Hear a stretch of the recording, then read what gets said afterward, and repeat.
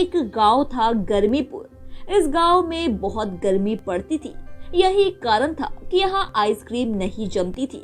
यहाँ एक तापमान बहुत ज्यादा था और इसी कारण गर्मी से लोग भी पिघल जाते थे। तो आइसक्रीम कैसे बनती? परी, माँ चलो ना, ये गांव छोड़ के दूसरे गांव में चले जाते हैं। यहाँ तो कितनी गर्मी है, आइसक्रीम जमती ही नहीं। माँ, अरे बेटा, तेरे बाबा यहाँ खेती करके घर चलाते हैं, कहाँ जाएंगे ये मकान और काम छोड़ के।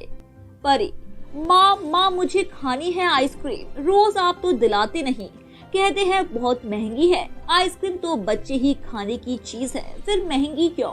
माँ, अरे बेटा, एक कंजूस कल्लू राम है जो थोड़ी बहुत आइसक्रीम लाता है शहर से और उसे सोने चांदी के भाव बेचता है।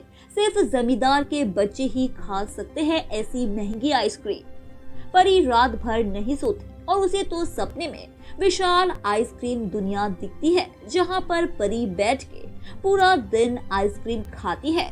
परी अगले दिन सुबह सुबह उठकर कंजूस कल्लू राम के घर जाती है अपने खिलौने और गुल्लक लेकर। परी, अंकल मेरे ये गुल्लक ले लो और खिलौने, लेकिन मुझे एक आइसक्रीम दे दो प्लीज। कल्लू राम, अरे ओ बच्ची, जा यहाँ से, बड़ी आई गुल्लक देने वाली, तेरे इन 2-4 पैसों से नहीं आती ये बेशकीमती आइसक्रीम। परी रोते हुए वहाँ से चली जाती है। रास्ते में जाते जाते उसे उसकी दोस्त छुटकी मिलती है। परी छुटकी को सब बात बता देती है। छुटकी, आइसक्रीम तो मुझे भी खानी है, वो भी मन भर के। परी, चल तो शहर चले। छुटकी, लेकिन पैसे भी तो चाहिए होंगे और अकेले शहर जाने के नहीं डर लगता है। परी, अच्छा तो यहाँ से तो चल, आगे कहीं देखते हैं तो तरकीब मिल जाएगी। छुटकी और परी दोनों उदास होकर आगे आगे चलती रहती है और उन दोनों को पता नहीं कब वो दोनों गांव के बाहर आ जाती है। छुटकी, मुझे डर लग रहा है परी, हम कहाँ हैं? परी, अरे मैं हूँ ना। परी भले जादुई परी नहीं है, लेकिन बहादुर परी है, कुछ नहीं होने देगी तुझे। चुटकी, अरे तभी तो डर लग रहा है कि तू थोड़ी जादुई परी है जो पंख लगा के मुझे उड़ा के ले जाएगी। इतने में चलते चलते चुटकी के पैर में लग जाती है और वो गिर जाती है। उसे चोट लगती है और वो रोने लगती है। उसे प्यास भी लगती है। परी को दूर एक नदी दिखती है और परी वहाँ जाती है पानी पीने। तो इतने में वहाँ एक हंस होता है जो कि बेहोश होकर नीचे गिरा हुआ था। चुटकी उसकी मदद करती है, उसे पानी पिलाती है और फिर चुटकी को पानी देती है। हंस परी को मदद के रूप में अपनी जादुई पंख देता है। परी वो पंख लेती है, वो चुटकी के हाथ पकड़ लेती है और उसके लेकर आसमान में उड़ने लगती है। दोनों उड़ते उड़ते बहुत ऊपर आसमान में चले जाते हैं और वहाँ नीले आसमान में उड़ते उड़ते परी और चुटकी बहुत खुश होते हैं कि अचानक एक एरोप्लेन आता है और परी के पंख टूट जाते हैं और परी और चुटकी ऊपर से नीचे गिर जाते हैं और बेहोश हो जाते हैं। जब आँख खुलती है तो परी और चुटकी खुशी के मारे नाचने हर जगह बर्फ और ठंडी होती है, खूब हवा चलती है। इतने में परी जोर से चिल्लाती है, परी, चुटकी चुटकी देख सामने। चुटकी और परी सामने देखते हैं तो वहाँ बहुत बड़ी विशाल आइसक्रीम की दुनिया होती है।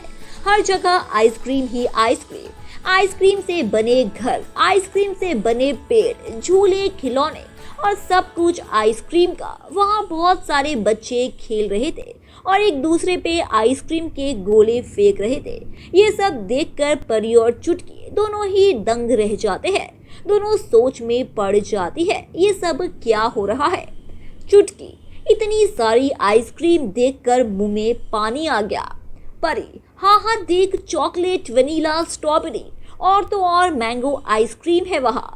चुटकी और परी कंट्रोल नहीं कर पाते और दोनों भागते हुए आइसक्रीम की दुनिया में चले जाते हैं। वहाँ बहुत आइसक्रीम खाते हैं और खूब मस्ती करते हैं। आइसक्रीम से बने झूले में झूले और एक दूसरे पे आइसक्रीम के गोले फेंकते हैं और खूब आइसक्रीम खाते हैं। खाते खाते दोनों थक जाते हैं। इतने में एक छोटी बच्ची आती है वहाँ और वो उसे आइसक्रीम से बने झूले पे झूलने के लिए कहती है, परी, हाँ मैं झूला देती हूँ। परी जैसे ही उसे झुलाने लगती है वो बच्ची झूले से गिर जाती है और उसे लग जाती है। वो जोर जोर से रोने लगती है और बच्ची का रोना सुनकर उसकी माँ आ जाती है। बच्ची, माँ माँ, इस दीदी ने मुझे झूले से गिरा दिया। माँ, क्यों मारा इस छोटी बच्ची को? मैं अभी तेरे कान खींचती हूँ। जैसे ही बच्ची की माँ उसके कान खींचती है, चुटकी जोर से चिल्लाती है, नहीं। चुटकी की माँ, क्या हुआ चुटकी? तू क्यों हंस रही है? क्या हुआ? कब से तू हंस रही है? तुझे उठा रही थी चुटकी, क्या हुआ? और नहीं नहीं क्यों बोल रही थी?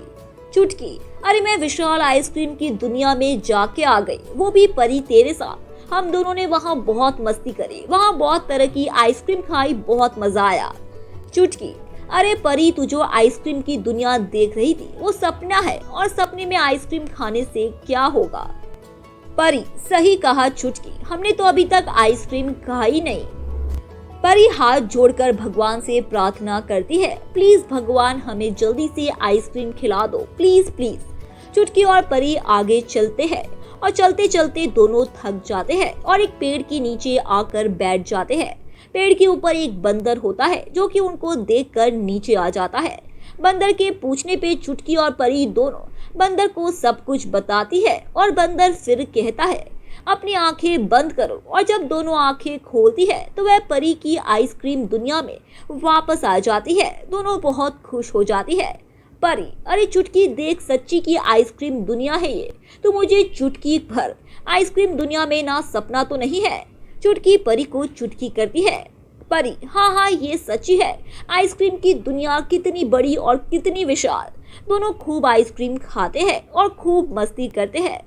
दोनों थक जाती है और फिर उस बंदर को ढूंढती है जिसने जादू से ये दुनिया बनाई। बंदर कहीं मिलता नहीं। दोनों खूब मस्ती करते हैं और अब चुटकी का डर भी गायब हो जाता है और दोनों अपने घर आ जाती है। फिर जब घर आके अपनी माँ को ये सब बताती है तो परी की माँ उसे कहती है कि वो जरूर बजरंगी के भक्त श्री हनुमान होंगे जिन्होंने तेरी प्रार्थना सुनकर ये विशाल आइसक्रीम दुनिया बनाई। परी, मम्मी, अगर भगवान इतने अच्छे हैं तो आज मैं फिर प्रार्थना करती हूँ कि हमारे गांव का तापमान गिरा दो और यहाँ भी ठंड हो जाए ताकि मैं घर में आइसक्रीम जमाऊं और खूब सारी आइसक्रीम खाऊं। परी और उसकी माँ सो जाते हैं और जब परी सुबह उठती है तो वाकई मौसम ठंडा हो जाता है। पूरा गांव खुशी के मारे हंसते खेलते हैं। ठंडी हवा चलने लगती है और परी भी फिर आइसक्रीम बना के खाने लगी और उस कंजूस कालूराम की आइसक्रीम की बदमाशी खत्म हो गई। धन्यवाद।